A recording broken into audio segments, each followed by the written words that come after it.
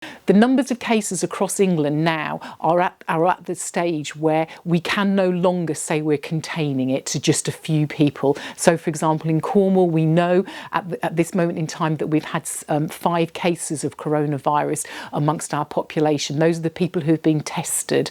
But actually, in reality, that number is likely to be much larger than that. And that's the same across the whole of England. So although we've got nearly 600 cases, we know that it's likely to be more than that anyway. So we've moved from containment into delay. What happens in the delay phase is we know, and the estimates from the government are that about 80% of our population are likely to get corona symptoms at some point over the next few months. Most of those people will get those symptoms very, very mildly. In fact, some people probably won't even know they've had it, particularly younger people. It seems to be a virus that is causing more illness in older people. Some young people may not even know they've got it. But 80% of us probably will encounter it. And for most of us, it will be mild symptoms. Those symptoms will be a high temperature or a dry, persistent cough that is unusual to us. And those symptoms will clear up within 7 days, although the cough may last a little bit longer in some people, but you're not going to be contagious after 7 days. So in the delay phase, we're acknowledging that lots and lots of people are going to get this virus. And what we want to do is stop everybody getting it at one point. We want to spread out the length of time that people get it so that demand on health services, so that people having to be absentee from work because they're ill all get spread out over a longer period of time. So basically England and Cornwall can continue functioning. I think that's really important to remember. So the changes that delay phase have meant is that people who have got symptoms of a high temperature and it's really important to remember the a persistent dry cough, which is unusual to them. So they haven't had one before and it's suddenly come on and it keeps going. Those are the 2 symptoms people need to be looking out for. If you get either of those symptoms or both of those symptoms, you need to go home. Wherever you are, you need to go home and basically you need to stay at home, self-isolate yourself as much as possible, have limited contact with other people in your household, have very limited contact and no contact with people outside of your household. And you do that for 7 days. And after those 7 days, you will hopefully be feeling a lot better and you can go back and rejoin your normal life. So that's the point we're at. You will not get a test to say that you've definitely got positive coronavirus if you are in that position. If you self-isolate, you stay at home, you generally will feel a little bit poorly, but not too poorly. And 7 days later, you just go back and return to your normal life.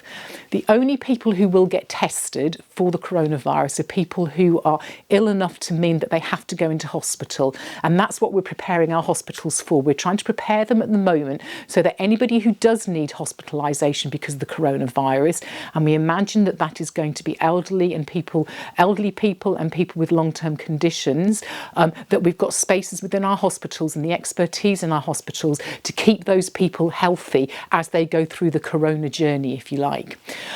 Those people in hospital will get tested, but people who are self-isolating at home will not get tested.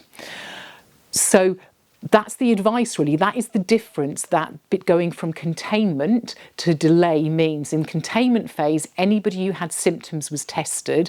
In the delay phase, we're relying on people to recognise those symptoms and then to self-isolate, to stay at home for 7 days before they then rejoin their world, if you like.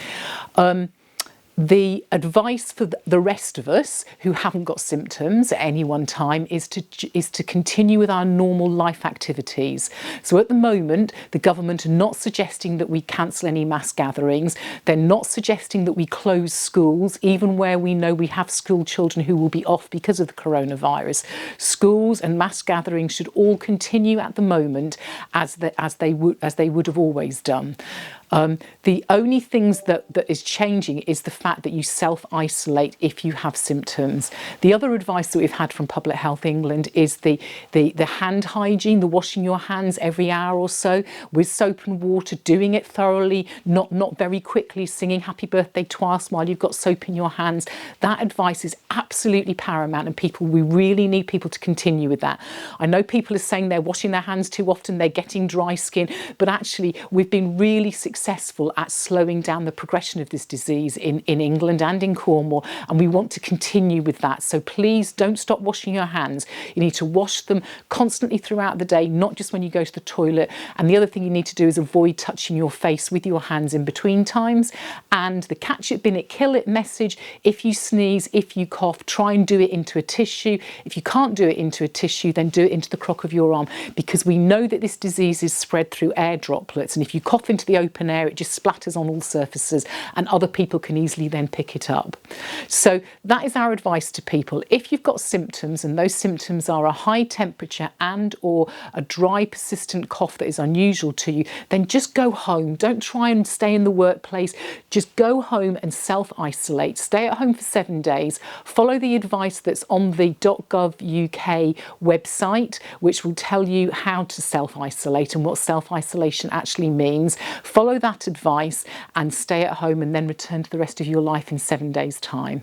If you want general advice about coronavirus or what to do if you get it and what the symptoms are, you can always find that from our Cornwall Council website. We keep that up to date with all the latest guidance, and that is cornwall.gov.uk, and that has got a special section on it now about coronavirus.